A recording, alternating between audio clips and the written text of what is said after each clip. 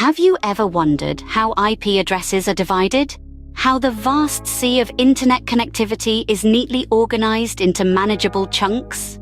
Today, we're diving into the fascinating world of subnetting, a process that may seem complex, but once broken down, reveals an intricate and logical design. Subnetting is essentially the process of carving a single IP network into smaller subnetworks, or, as they are more commonly known, subnets.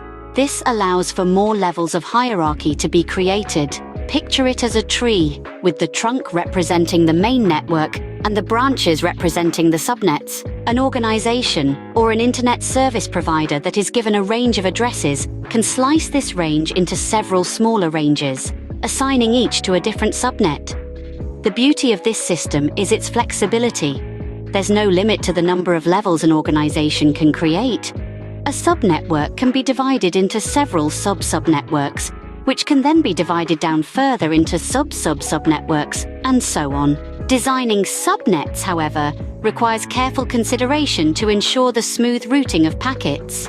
Let's imagine that the total number of addresses granted to the organization is n, the prefix length is n, the assigned number of addresses to each subnetwork is n sub, and the prefix length for each subnetwork is n sub. To ensure the proper operation of the subnetworks, the first rule to follow is that the number of addresses in each subnetwork should be a power of 2. The prefix length for each subnetwork is then calculated using the formula n sub equals 32 minus the base 2 logarithm of n sub. The starting address in each subnetwork should also be divisible by the number of addresses in that subnetwork.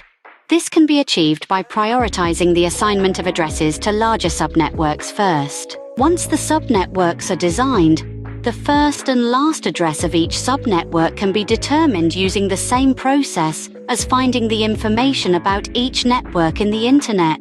To sum up, subnetting is a method of splitting a single IP network into smaller subnetworks. This allows for an efficient and hierarchical distribution of IP addresses.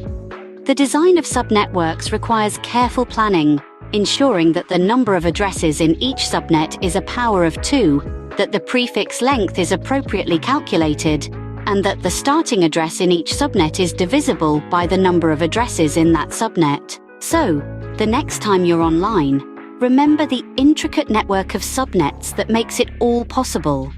It's not just a sea of data, but a carefully charted ocean, with each wave of information finding its way home thanks to the process of subnetting.